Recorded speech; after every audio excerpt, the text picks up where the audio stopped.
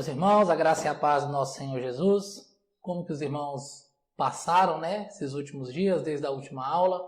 Espero que todos tenham passado muito bem. Pois bem, nós vamos estar dando continuidade ao nosso estudo da segunda carta de Paulo a Timóteo. Nós estamos no capítulo 1 e hoje nós vamos falar do 10 até o verso de número 14. Na semana passada nós terminamos falando da graça de Deus que foi nos dada pelo Evangelho e que essa salvação, essa graça, esse favor imerecido e, portanto, não é pelas nossas obras, não é por aquilo que a gente faz, mas pela determinação de Deus. Nós encerramos entendendo que essa determinação não se dá no momento em que eu escuto a pregação ou no momento em que eu tomo uma decisão de servir a Cristo, mas que essa decisão, essa determinação, melhor dizendo, foi tomada já em um momento que o apóstolo Paulo chama de antes dos tempos eternos, antes da fundação do mundo, como ele também menciona em Efésios. Pois bem, e quando se manifestou essa determinação? Essa determinação, ela se manifesta com o aparecimento do nosso Senhor e Salvador Jesus.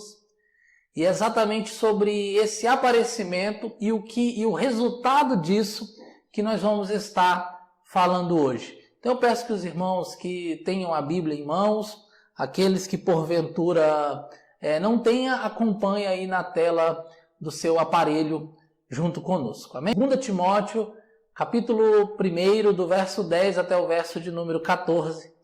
Vamos ler. Diz assim a palavra de Deus.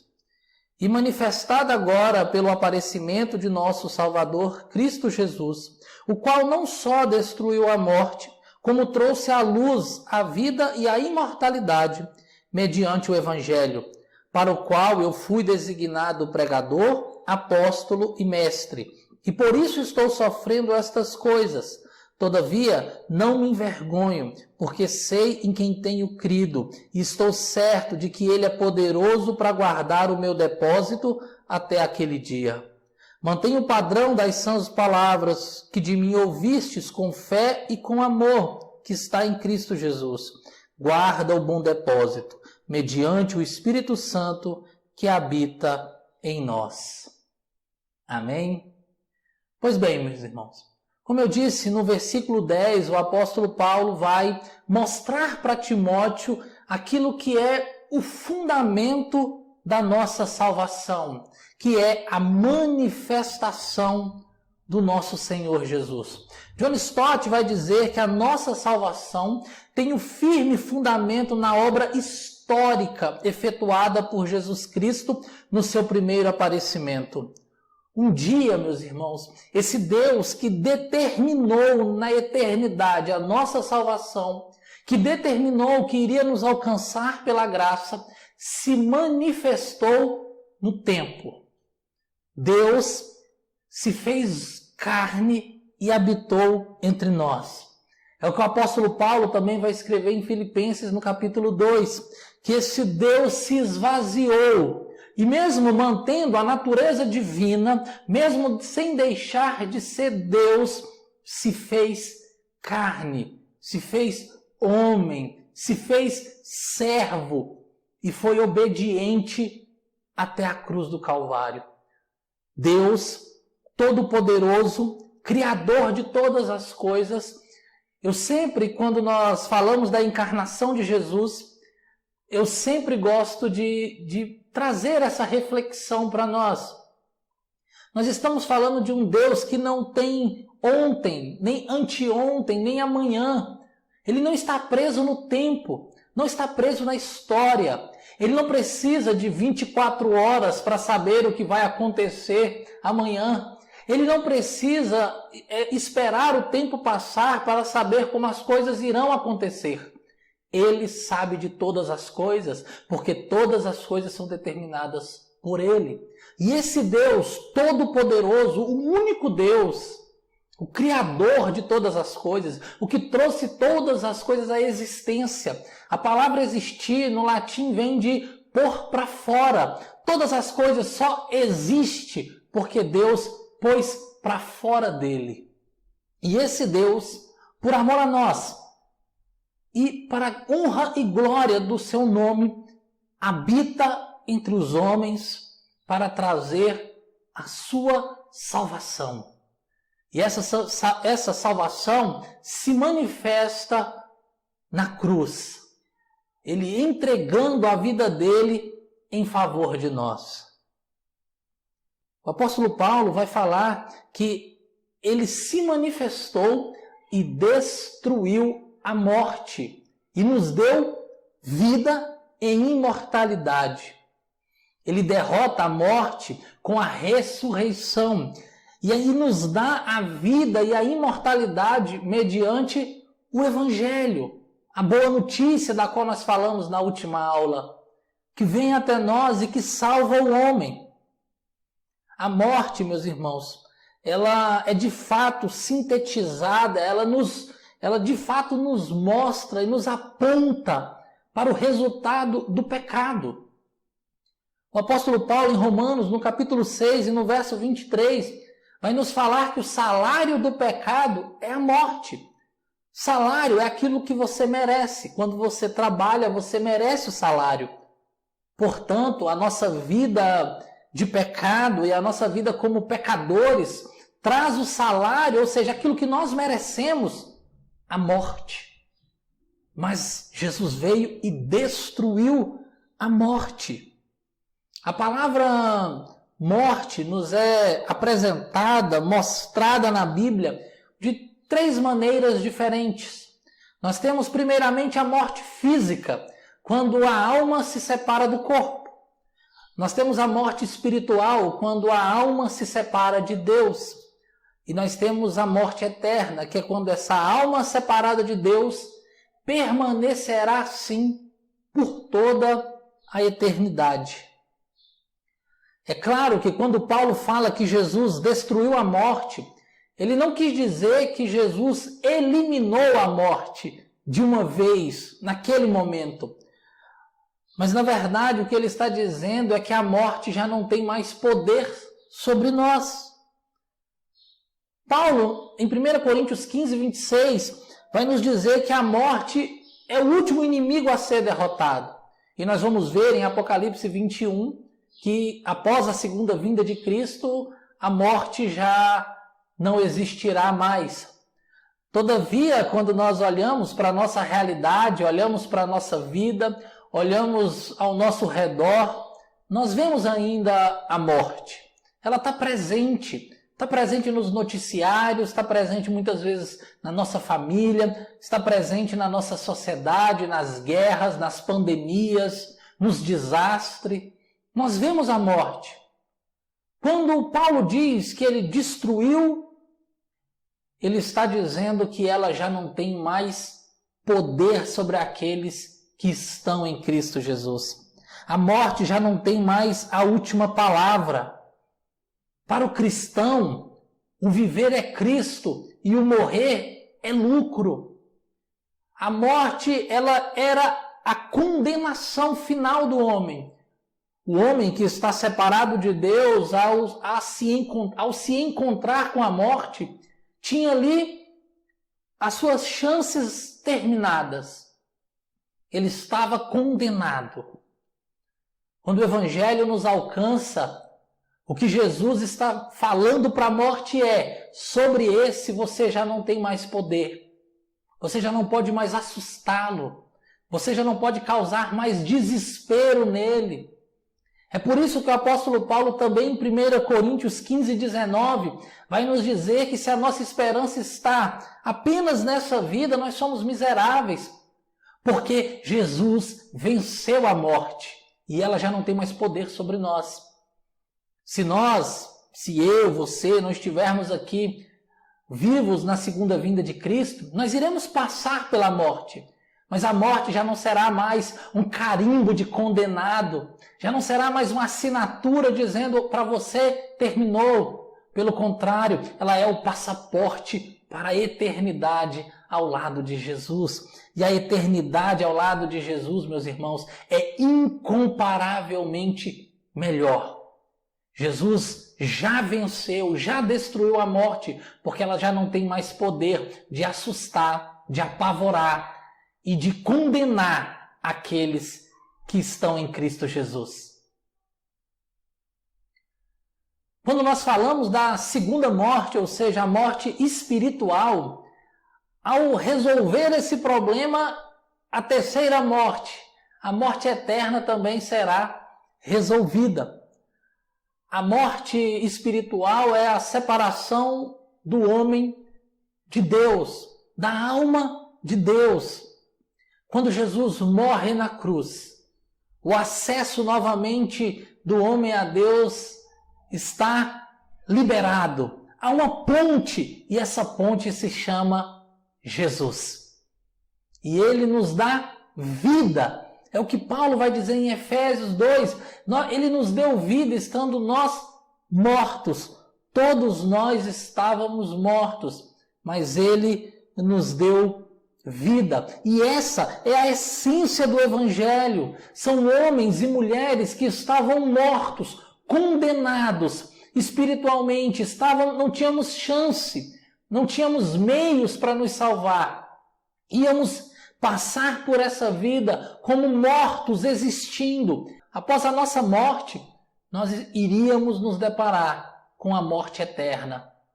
Todavia, a obra de Jesus na cruz e a graça dele e o Evangelho que nos trouxe, que nos levou para ele, anulou essa morte, nos deu vida, nos encheu novamente com essa esperança que não é que um dia possa acontecer, mas é a certeza que vai acontecer o nosso encontro com ele nos céus. Pois bem, quando nós falamos dessa vida que nos é dada aqui, nós entendemos que ela também se resultará. Nós entendemos que ela também é o início, o começo de uma trajetória. A salvação, ela vem para nós e nós passamos por esse aperfeiçoamento, mas que só irá se concretizar na eternidade. O que eu estou dizendo é que quando nós somos salvos, nós começamos a viver e a experimentar essa salvação aqui na terra. Mas ela só será perfeitamente concluída quando nós estivermos no céu. O Evangelho nos ensina, nos aponta, nos direciona para essa esperança de que a morte física, nem a morte espiritual e nem a morte eterna terá força para nos separar do amor de Cristo Jesus. É Ele que nos chamou. Foi Ele que pagou o preço na cruz do Calvário. E é com Ele que nós iremos passar toda a eternidade. Não tenha medo da morte. Não entre em desespero por causa da morte. Ela pode até nos cercar. Ela pode até nos alcançar. Mas ela não tem poder sobre a nossa vida. Porque se ela nos levar dessa terra que nós estamos, o nosso destino é estar com o nosso Senhor e Salvador Jesus nos céus. Que nós possamos a cada dia mais nos agarrarmos nessa esperança e saber que a nossa esperança está em Cristo Jesus e que ela está além dessa vida, dessa existência humana. Ela está na vida que nos foi dada pelo poder do Evangelho. No verso 11 e no verso 12, depois de exaltar essa sublimidade do Evangelho, desse poder do Evangelho de salvar o homem, de tirar o homem das trevas, da morte e da vida, o apóstolo Paulo agora vai falar da responsabilidade que foi dada a ele por causa do Evangelho. Deus deu a responsabilidade para que ele fosse apóstolo, ou seja, que ele formulasse o Evangelho, que ele estivesse também recebendo essa inspiração, como nós já falamos na primeira aula, mas também pregador e mestre, para que ele pregasse, proclamasse, anunciasse para que ele estivesse sempre trazendo para as pessoas essa revelação do Evangelho, dessa graça, para que ele proclamasse essa boa notícia como um arauto do rei, aquele que proclama, que avisa. Logo em seguida, ele chama Timóteo para que Timóteo também assumisse essa responsabilidade com as sãs palavras, com a certeza, assim como ele, de que Deus é fiel e guardará o depósito deles até aquele dia. Primeiro, eu gostaria de aplicar na nossa vida essa responsabilidade que nós temos, enquanto servos, enquanto cristãos, de sermos pregadores e mestres. É claro que os pastores, os presbíteros, a liderança têm uma responsabilidade maior de ensinar, de pregar, mas todo cristão, como nós também já vimos no início dessas primeiras aulas, somos testemunhas e temos o dever de anunciar e de pregar o Evangelho, de falar de Jesus, de falar dessas boas novas, de anunciar que tem salvação para a humanidade e que essa salvação é única e exclusivamente Jesus. Somos chamados para sermos esses proclamadores do Evangelho, tendo certeza que aquele que nos guarda não nos deixará, pelo contrário, irá estar com o nosso depósito até os últimos dias. O apóstolo Paulo fala também que ele está sofrendo por causa desse Evangelho. Ele diz que sofre pelo Evangelho. Meus irmãos, o Evangelho traz sofrimento porque o Evangelho ele irá trazer ao homem a sua condição de pecador, irá tocar no orgulho do homem, irá falar para o homem que ele não pode se salvar, mas que ele precisa de um Salvador. E muitas vezes as pessoas vão se levantar contra isso. Muitas vezes vão ter levantes culturais. A igreja sempre foi perseguida. Os profetas de Deus, que têm o dever de denunciar a injustiça, de denunciar aquilo que é contra a palavra de Deus e anunciar a salvação que está no nosso Senhor, foram mortos no Antigo Testamento, foram perseguidos no Novo e mortos também. Na história da igreja sempre foi assim. Hoje nós temos exemplos de vários cristãos que estão sendo decapitados, apedrejados. Aqui no nosso país nós não sofremos isso, mas temos a perseguição velada, cultural. E nós não devemos nos envergonhar do Evangelho. E temos que estar dispostos, se preciso for, sofrer por ele. Ouvir, muitas vezes ser agredidos verbalmente. Mas o que Jesus nos ensina é a não nos envergonharmos e a continuarmos anunciando e pregando as boas novas. O Evangelho, ele salva o homem, mas acima de tudo, ele glorifica o nosso Senhor Jesus e a sua obra redentora. Temos a obrigação, o dever, a responsabilidade de pregarmos, ensinarmos sem nos envergonharmos. O apóstolo Paulo faz isso, incentiva Timóteo a fazer isso e nos incentiva a também seguirmos esses passos, de guardarmos a sã palavra e de sabermos que aquele que nos chamou é fiel para guardar o nosso depósito. Esse depósito aqui não tem um consenso entre os estudiosos, mas uma grande parte dos estudiosos reformados entendem que o depósito aqui está falando da salvação. Nenhum de nós podemos guardar a nossa salvação, mas Deus pode. Jesus pode, e Ele irá guardar até aquele dia, que nós seremos arrebatados e estaremos com Ele para todo sempre. Permaneça firme nessa palavra, confiando nela. Muitas coisas difíceis virão.